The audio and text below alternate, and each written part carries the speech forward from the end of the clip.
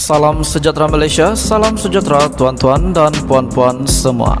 Hari ini Malaysia, rakyat Malaysia bakal digemparkan dengan berita tergempar mengejutkan panas hari ini berkaitan dengan isu-isu semasa politik di Malaysia, berkaitan dengan pendidikan, ekonomi dan segalanya ada di sini untuk semua isu-isu hangat di Malaysia.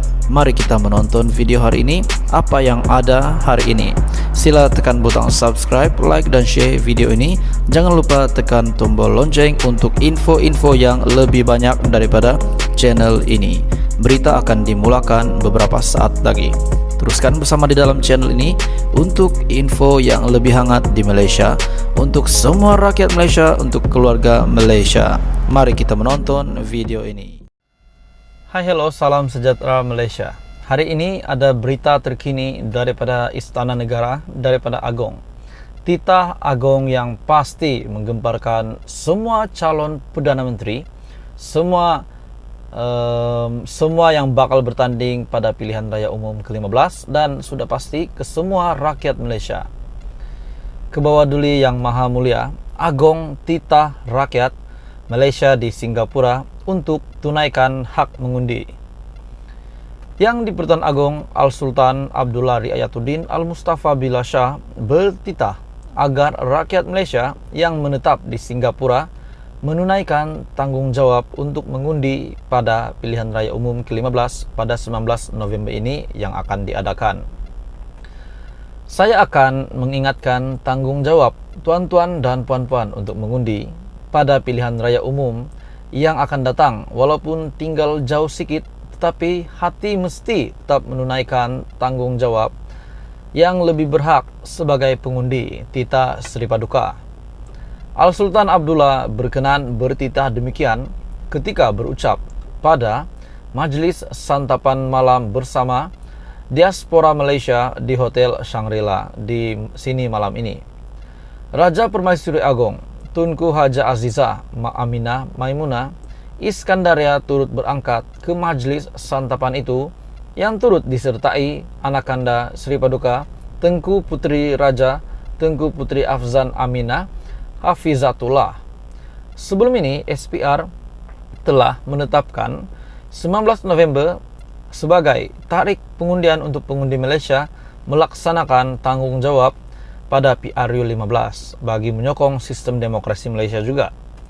Urusan permohonan semua kategori undi, pos luar negara dan dalam negara telah dibuka mulai 10 Oktober untuk pilihan raya umum berkenaan dan bagi permohonan undi pos untuk kategori 1B warga negara Malaysia yang berada di luar negara dan kategori 1C agensi ataupun organisasi dilaksanakan secara online ataupun dalam talian.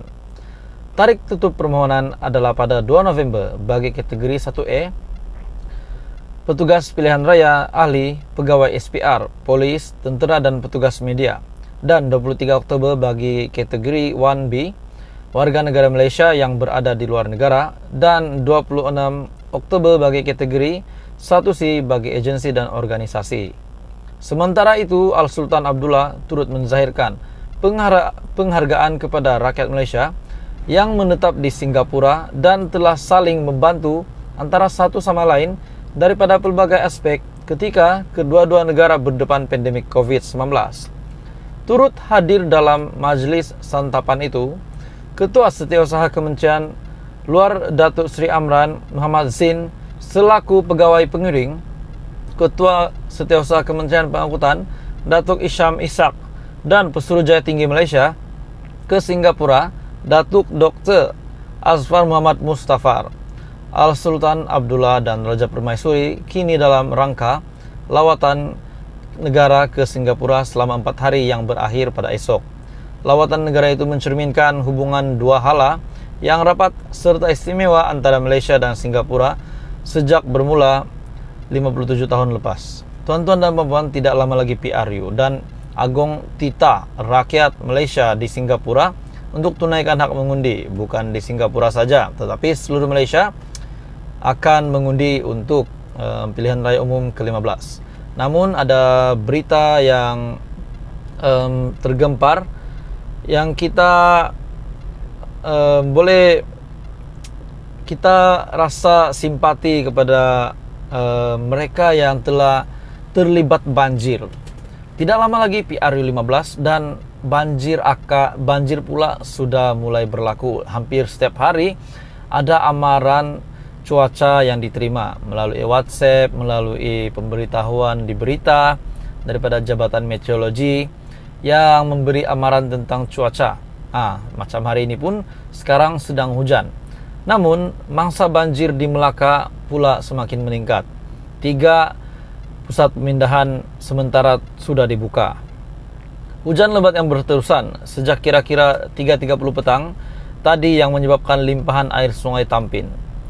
Pada 27 Oktober, Melaka, mangsa banjir yang ditempatkan di 3 pusat pemindahan sementara di Alor Gajah terus meningkat kepada 179 orang daripada 53 keluarga berbanding 76 mangsa daripada 28 keluarga petang tadi, yaitu pada 27 Oktober. Dalam pada itu, Sekretariat Jawatan Kuasa Pengurusan Bencana Negeri Melaka, Kamarul Shah Muslim dalam kenyataan memaklumkan pusat pemindahan sementara sekolah menengah kebangsaan Seri Pangkalan yang diaktifkan pada 1.45 tengah hari pada Kamis kini menempatkan 101 mangsa dari 24 keluarga. Seramai 42 mangsa dari 20 keluarga pula berlindung di PPS Balai Raya. Tuan-tuan dan puan-puan, bila kita sudah dengar banjir, baru-baru ini Ahmad Maslan ada membuat kenyataan di media dengan beraninya. Dia kata kalau hujan pakai payung. Jadi tuan-tuan dan puan-puan, hari ini saya nak tanya dengan kamu semua, dan mohon kamu boleh jawab, boleh komen di bawah, dipersilakan. Kalau tidak dapat komen, tidak ada masalah. Setelah Ahmad Maslan membuat kenyataan seperti begitu, dia ingat rakyat Malaysia ini tidak dapat fikir. Kalau hujan, memanglah pakai payung. Takkanlah hujan kita minta hujan, kita minta basah. Kecuali tidak ada bawa payung dan terpaksa minta hujan. Tapi kita mau mengundi pada 19 November. Kita mau mengundi pada 19 November. Rakyat Malaysia mau mengundi pada 19 November ini. Jadi tuan-tuan dan puan, setelah kita melihat banjir mulai berlaku di kawasan bandar, kawasan luar bandar pun ada, dan baru-baru ini di Melaka, sehingga kan 3 pusat pemindahan sementara telah dibuka. Mangsa banjir pula semakin meningkat, khususnya di negeri Melaka. Jadi setelah Ahmad Maslan membuat kenyataan kalau banjir pakai payung.